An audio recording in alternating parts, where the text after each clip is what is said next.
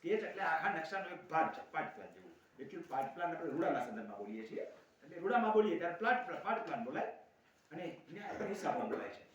અને અહીંયા જે છે એ આપણે એને સ્કેચ કહીએ છીએ. પછી સીમ તળનો આખો નકશો, એટલે આખા ગામની જેટલી સીમની જમીન આવેલી, સીમ જમીન, ગામ તળનો નકશો નહીં, સીમ તળની જમીન, એ બધા સર્વે નંબર અને મેપ સાથે તમને બતાવશે.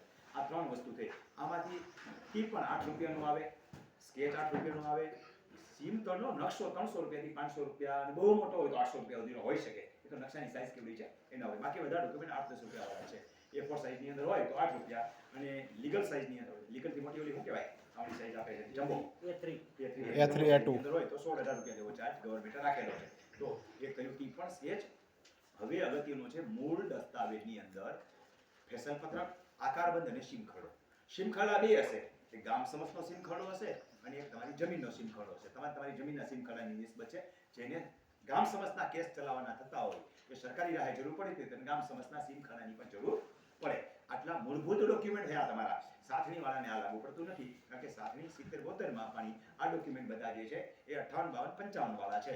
તો આટલા મૂળભૂત ડોક્યુમેન્ટ છે. આ ડોક્યુમેન્ટ એક વખત કરી હોય તો યાવતચંદ્ર દિવાકરો કહેવાય. મારી જમીન આને વેચું, આને વેચે, આ વારસાઈના કે હયાતીમાં હકમી કરે, કટકા કરે, વિભાજન કરે, ગમે કરે, એકત્રીકરણ કરે. આ ડોક્યુમેન્ટ યથાવત રહે. આ ડોક્યુમેન્ટનો કોઈ ફેરફાર થતો નથી. એકવાર તમે કઢાવી લીધા એટલે કાયમી ચાલતા ડોક્યુમેન્ટની મેં તમને યાદી કીધી. હવે પછી જાય છે આપણે સાતણીની જમીન વાળાને. સાતણી વાળા માટે આ તો કંઈ છે નહીં, તો કંઈક તો હોવું જ જોઈએ. તો એ છે સક્ષમ અધિકારી કરેલો હુકમ.